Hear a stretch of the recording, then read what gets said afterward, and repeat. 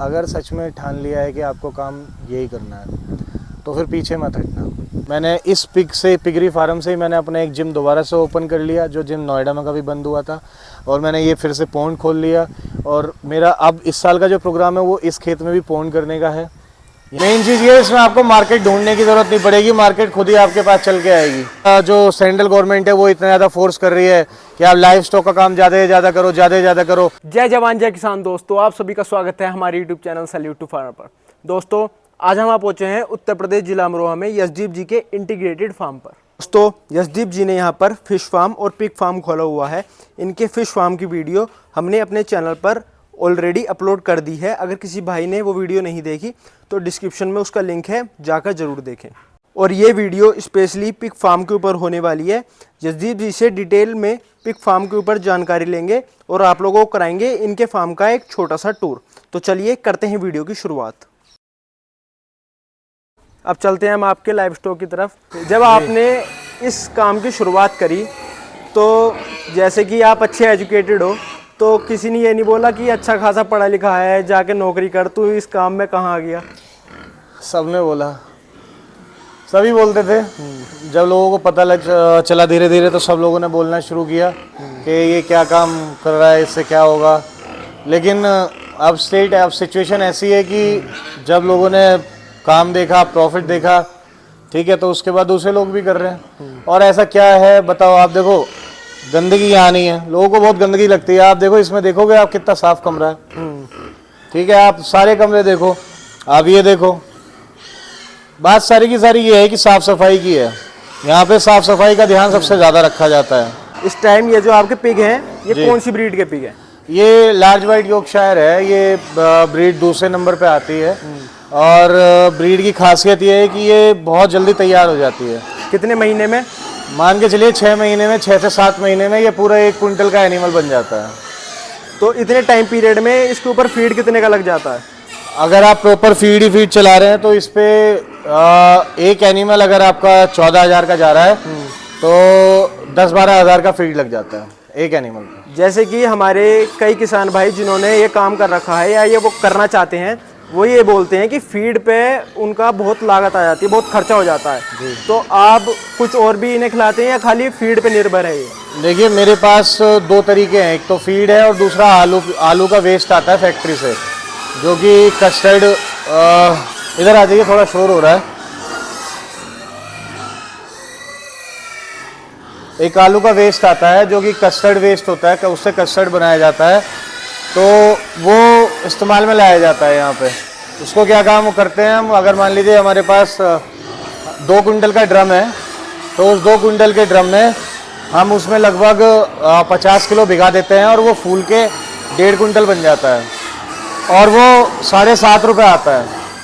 तो कहाँ दाना पड़ रहा है हमें 44.5 रुपये किलो, ठीक है, 44-44, और वो पड़ता है 7.5 रुपये किलो। तो फीड की जो वैल्यू है, जो कॉस्टिंग है, वो वहाँ से घटाई जाती है। और जब एनिमल इस साइज़ का हो जाता है उसके बाद उसको आलू वेस्ट चलाया जाता है। जो कटिंग के लिए, जो फैटनिंग के लिए तैयार हो रहे हैं, उनको आलू वेस्ट चला दिया जाता है। फिर फिलहाल आपके पास कितने पिग हैं, कितने एनिमल हैं? मेरे पास अभी लगभग 75 एग्जैक्ट एनिमल हैं, जिसमें से आप मान के चलो कि 12 तो मादिन हैं, गिल्ट हैं, और बाकी सब फैटनिंग के लिए हैं। अगर हमारा कोई किसान भाई इस काम को करना चाहे तो उसे करना चाहिए या नहीं करना चाहिए?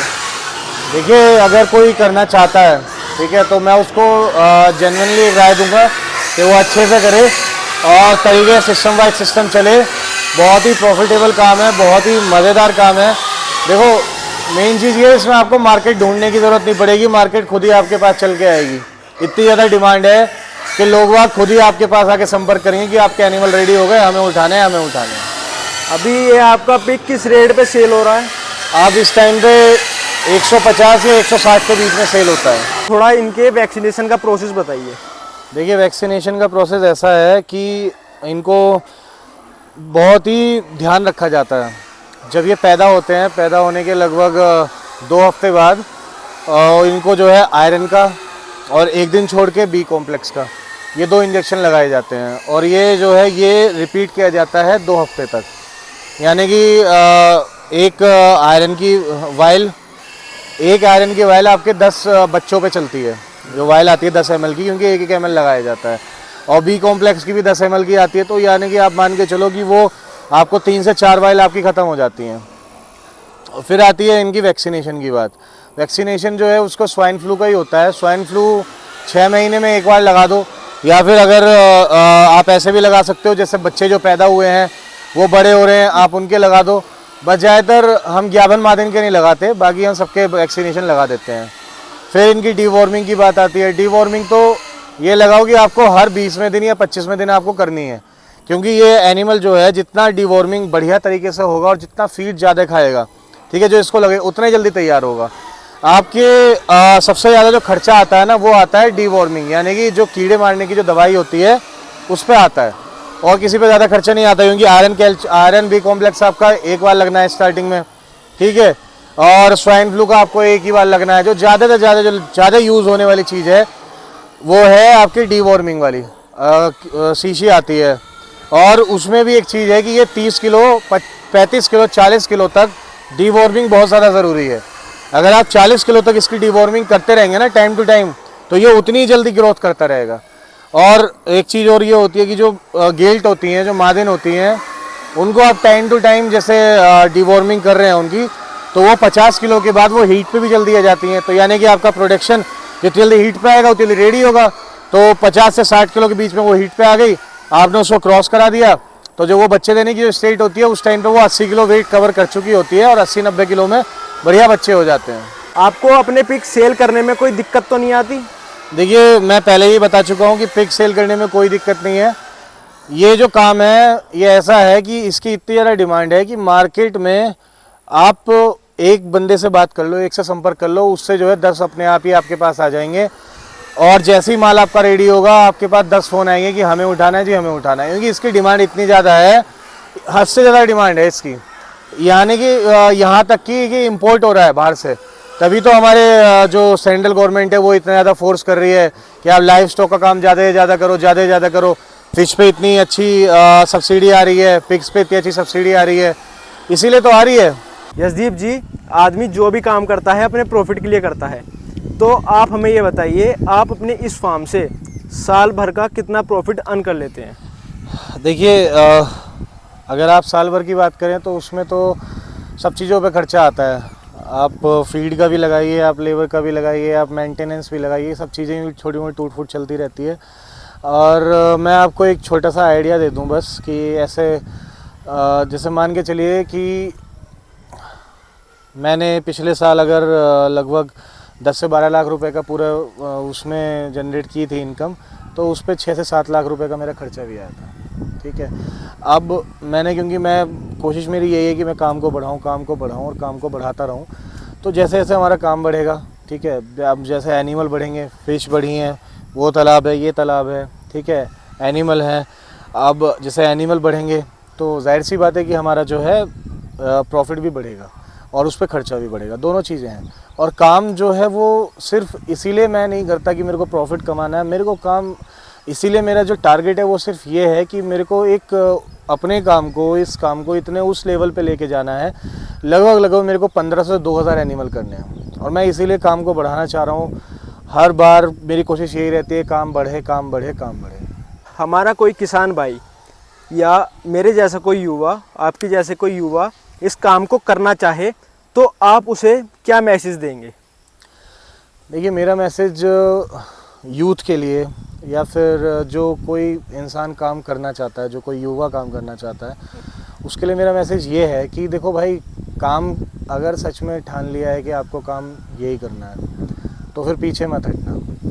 चाहे 100 लोग बोलें, चाहे 1000 लोग बोलें कि बहुत बेकार काम है, बहुत बेकार काम है, भाई सीरियसली बता रहा हूँ, जब मैंने किया था मुझे भी पूरे गांव ने मना किया होगा, ठीक है, कितने लोग मेरे अपोजिट थे, लेकिन भाई जब मैंने ठान लिया तो ठान लिया। और मैं सबसे यही राय दूंगा आपको भी कि एक बार अगर आप घुस गए ना यार, एक बार घुस जाओ इस काम में, ठीक है, एक बार घाटा हो गया, क्या हो गया, दोबारा करो, ठीक है।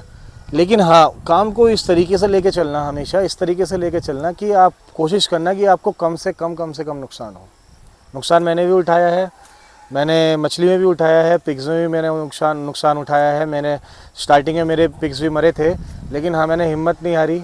मैंने इस पिगरी फार्म से ही मैंने अपना एक जिम दोबारा से ओपन कर लिया, जो जिम नोएडा में कभी बंद हुआ था, और मैंने ये फिर से पॉन्ड खोल लिया।